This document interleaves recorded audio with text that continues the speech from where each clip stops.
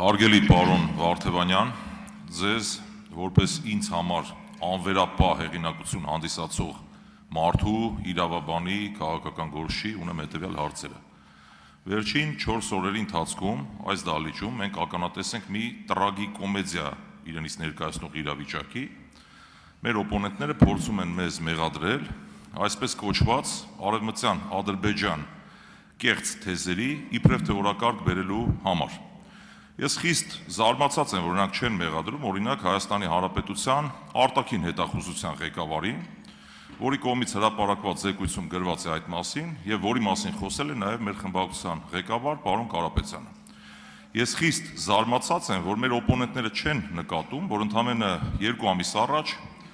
Նախիջևանում կազմակերպվել է Արևմտյան Ադրբեջան այդ կեղծ վերնագիրը կրող համաժողով, որին մասնակցել են Ադրբեջանի խորհրդարանի փոխնախագահը, կրթության նախարարը եւ որը իդեպ հովանավորվում է ամենաբարձր պետական մակարդակով, մասնավորապես Ադրբեջանի նախագահ Իլհամ Ալիևի կողմից։ Եվ վերջապես ես խիստ զարմացած եմ, որ մեր իշխանությունների կողմից այդ զառանցանքներին կա 0 արձագանք, կրկնում եմ սիրելի ժողովուրդ, 0 արձագանք։ Հիմա հարցս հետեւյալն է, պարոն Վարդևանյան, ինչ եք կարծում որպես իրավաբան եւ որպես քաղաքական գործիչ։ Սա ինչ գործելավոճ է իշխանությունների կողմից, տարբերակ A. Ադրբեջանական շահերի սպասարկում, թե տարբերակ B. Վախից եւ թուլությունից դրդված խնդիրը չնկատելու քաղաքականություն։ Պատասխանեք, պարոն Վարդևյան, բայց որպեսզի ձեր պատասխանի համար ավելի հեշտ լինի, ես ասեմ, որ իշխանությունների կողմից արձագանք կա ու եղել է ու հիմա էլ կա, նման բան չկա ու չի կարող լինել ձեր պատասխանի կոնտեքստը ամբողջացնելու համար։ Շնորհակալ եմ հարցի համար, խոսքի համար, պարոն Ֆարմանյան, առնվազն բայց ես կարծում եմ, որ տրագիկոմեդիա եզրույթից ես ձեռնպահ կմնայի, անկեղծ։ Երկրորդ հանգամանքը, այն որ տեսնում ենք, թե ինչ սպառնալիքներ կան մեր հանրապետության առջև, ակնհայտ է։ Դրա մասին խոսել են հենց ներկա իշխանությունների կողմից իդեպ ձևավորված մարմնի, որտեղ վկայակոչած մարմինը հենց ձևավորվել է այս ժամանակահատվածում, նախքան այն հանդիսանում էր ազգային անվտանգության ծառայության կառուցվածքում գտնվող մարմին։ Եվ այստեղ էլ իհարկե միգուցե այդ հարցը ես կարծում եմ նաև գործընկերներից էլ կբարձրաձայնեն, թե ընդհանրապես դա ճիշտ էր, թե ոչ։ Որովհետև օրինակ իմ կարծիքով, որպես ընդհանրապես իրավապահ մարմինների համակարգի հետ կապված որոշակի հետազոտություն ժամանակին իրականացրած անձ, կարծում եմ, որ այն պետք է շարունակեր մնալ ազգային անվտանգության ծառայության կառուցվածքի ներքո։ Այն, որ նշվածը ոչ միայն զուտ խոսույթ է, այլ սպառնալիք, ակնհայտ է։ Այն, որ դրա վերաբերյալ մենք առնվազն ներկայացրել ենք մի այնպիսի մոտեցում, որը կարող է ռիսկերը նվազեցնել։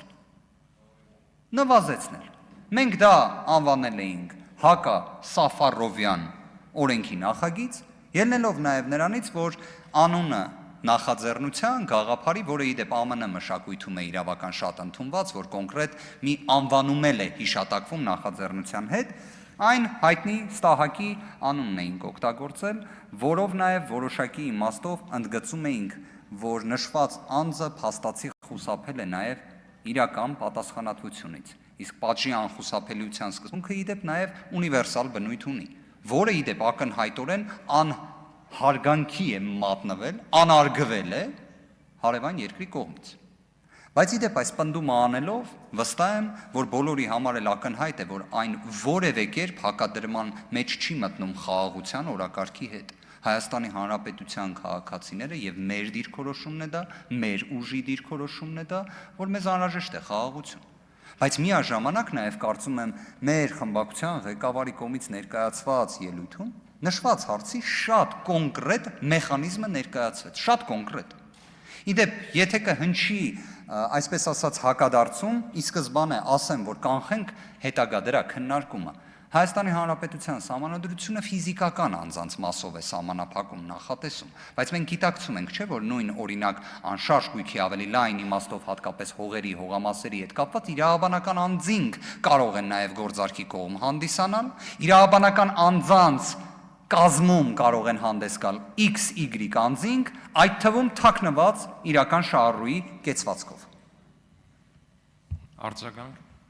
Հարգելի պարոն Վարդևանյան, քանի որ մեզ հետևում են մեր հայրենակիցները, նախ տրագիկոմեդիա արտահայտությունը փորձեմ թարգմանել ժողովրդական լեզվով, չգիտես լաց ես թե ծիծաղ ես, մոտարապես այսպես փորձենք ժողովրդական լեզվով թարգմանենք, ուղղված մեզ մեղադրանքների մասին է խոսքը, օրակարգ բերելու համար այս հարցը, ես դա ի նկատի ունեի։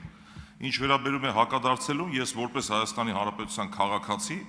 առաջին դեմքից երկրի կամ որևէ այլ պետական պաշտոնյայի կողմից չեմ լսել հոդաբաշխ նախադասություն առայն, որ այդ թեզերը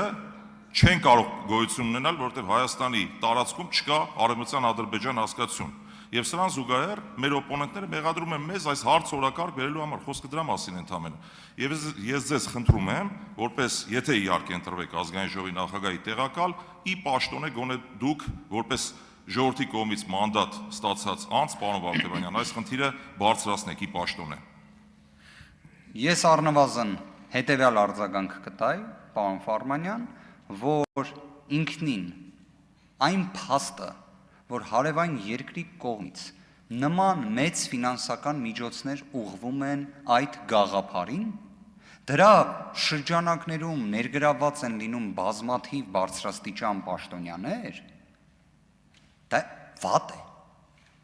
Մենք խոսում ենք իրական խաղաղության մասին, չէ՞, ոչ թե կարծեցյալ, ոչ թե թղթի վրա, իրական խաղաղության, չէ՞։ Իդեպ իրական խաղաղության համար պետք է երկու կողմերի կամքի բացահայտում լինի։ Մեր քրեական իրավունքում գոյություն ունի հասկացություն սուբյեկտիվ կողմ, որը անձի, այսպես ասած, դիտավորության կողմն է փորձում բացահայտել։